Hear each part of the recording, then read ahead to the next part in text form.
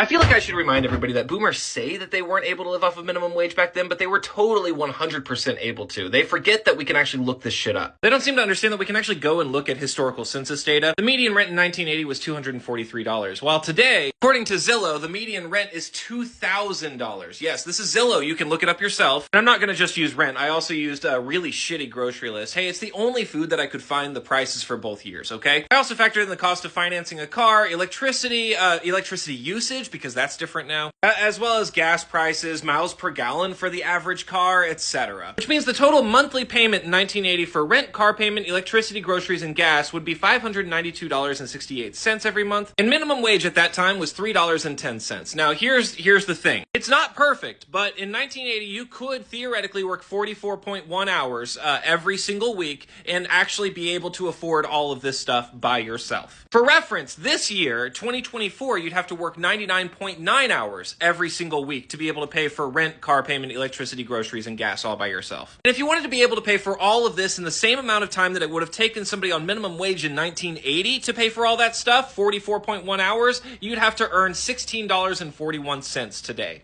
Keep in mind, that's only keeping up with minimum wage, the starting level wage in 1980. But currently, about a third of our workforce makes less than $25,000 a year, which means a third of our workforce makes less than what minimum wage was worth in 1980. And you may be wondering, what about taxes, right? Well, right now, taxes aren't factored in at all. But this year, the tax rate, if you make the equivalent of minimum wage in 1980, is around 12%. But in 1980, if you were working minimum wage at full time, then your tax rate would only be 4.6%. Oh my God, let me point. So yeah, that's right. That means that your tax rate is actually doubled in 2024. So not only are you making less money, but you're also getting taxed at a higher rate. And no, lowering taxes is not going to help, because remember, for the majority of these calculations, taxes were not even included at all. This is assuming zero taxes. We need higher wages. I'm sorry, it is mathematically indisputable that boomers had a better chance at financial success than we do in 2024. It's the holidays, so if you have a weird ass uncle who likes to talk shit, just show him this video.